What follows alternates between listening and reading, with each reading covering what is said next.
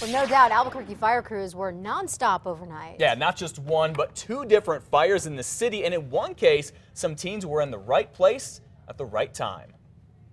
A sight to be seen. Flames shooting out of this home on Michelle Street in the South Valley overnight. At one point, they were so strong, dozens of firefighters who were here had to just let the flames go and devour the home. But these flames could have been even hotter and more intense if not for these guys, three young men who just happened to be driving by, right place, right time. I was looking, and I was like, that's too low to be like a cloud. We were just wondering, and my friend, my buddy TJ here, he was like, that's a fire, that's a house on fire. So James Marquez and his two buddies rushed over and couldn't believe what they saw. I walked up to the door and the whole floor was on fire. The whole floor was all red, and the door was the door was gone. The windows were shattering and stuff like that. And then I was like, oh dang. The guys all got away from the house, and Timothy Pletch got on his cell phone and called 911. Told him about the windows, what we could see through the front door, and then all the smoke just dumping out of the sides of the houses. It was ridiculous. But these guys were not. While the firefighters were on their way with trucks, ladders, and a lot of water, James and his friends were thinking of others. Yeah, we went to each neighbor, each side. He went to the one on the left side, I went to the one on the right. We were knocking on the doors. Nobody was waking up for a while, and then finally everyone started waking up. The neighbors told the boys the house was abandoned, and soon they started staring at the fire too. Some of them even got a bird's eye view of firefighters doing everything they could to tame the flames. They were here within, minutes. It was pretty crazy. It was awesome. The good thing is nobody got hurt in that fire. Firefighters now keeping an eye on the house just to make sure nothing flares up. They have not said what caused it all. Elizabeth? And firefighters quickly brought another fire under control overnight. This one was over near Indian School and University in northeast Albuquerque. The dispatch call was of the apartment complex on University. It actually came in at around 11:30 last night. Crews saw smoke pouring out of the second floor apartment. Red Cross was called in to help three families. The cause is still under investigation. Happening right now. Can you feel the excitement building? Put on your Lobo Red if you can today. Yes, yes, yes. The Lobos' road to the Final Four officially launches today on the hardwood in Salt Lake City. The guys are making the final preps for their big game tonight against the Harvard Crimson. They'll be doing it in front of thousands of their fans who have made the trek to Salt Lake City. And for those of us who couldn't make the trip, well, we'll just have to cheer on the Cherry and Silver on the TV. The game tip-off 7:50. It's tonight on TNT. Packs of Lobo fans ready to howl, already proud of the pack, but we're hoping the boys give us one more reason to celebrate. In fact, 6 more reasons would be nice. That would put them in the Final Four at the championship. The fans, thousands of them, they are in Salt Lake. They're eager with anticipation, feeling this year's NCAA tournament will be one for the record books. Some of the fans showing support here, watching the team practice on the court yesterday at the Energy Solutions Arena. It's where the big game is tonight. I told my wife, I said, we're going to the first and second round. I didn't care where it was. All right, meanwhile, former UNM baseball player Chad England manages a bar, get this, just 2 blocks away from the arena in Salt Lake City. He's hoping all the Lobo fans in town for the game will make his bar their headquarters.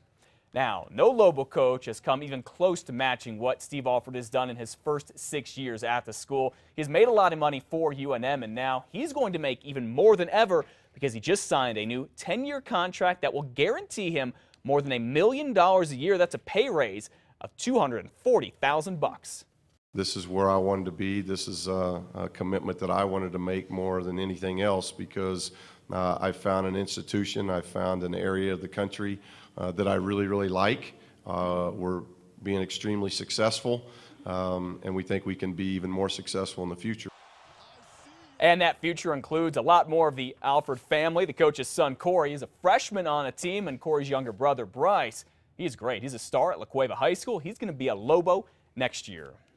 And another New Mexico team is also playing in a big dance. You can watch them with a fun party today near Albuquerque. NMSU takes on St. Louis at 12:10. That's just afternoon, our time. Game's on TNT. The Aggies alumni group called the Crimson Central will be watching the game at Vernon's Hidden Valley Steakhouse. It's on 4th Street Northwest. That party starts at 11:30. And also happening right now, Doña Ana County's clerk is calling on Attorney General Gary King to issue an opinion on whether gay marriage is legal here in New Mexico. Yeah, you know, this has a lot of people talking. We told you yesterday about the legal opinion that Santa Fe's city attorney had on the issue, which was that New Mexico defines marriage as a civil contract between parties rather than saying between a man and a woman. But Santa Fe, Valencia, Torrance, and Bernalillo County clerks, including Maggie Toulouse Oliver, still aren't sure they have the authority to hand out marriage licenses to gay couples. Well, today I have to tell them no. The AG's office says it's looking into it, but it could be months before an opinion is actually issued. Congressman Steve Pierce wants to pull the plug on people who abuse drugs and get unemployment benefits. He is introducing a legislation to require the unemployed to pass drug tests before receiving benefits. It would also require drug tests every 3 months after that. A controversial horse slaughterhouse could be just weeks away from opening here in New Mexico. Valley Meat Company in Roswell, once a cattle slaughterhouse, tells us the USDA may inspect its plants as early as in the next 2 weeks. The plant expects the feds to give them the green light to go ahead and open. That slaughterhouse has faced a lot of delays and opposition in the past year. The meat from it would be sold overseas. A doctor is on a crusade to fix the problem with the lack of liver transplant surgeries in New Mexico. There are more cases of chronic liver disease here than in any other state, but liver transplant surgeries are no longer done here. Dr. Julio Sokolij is a multi-organ transplant specialist, and he wants to establish a transplant institute right here in the state. We have a high incidence of liver disease, and we don't have a transplant center that can do liver transplants.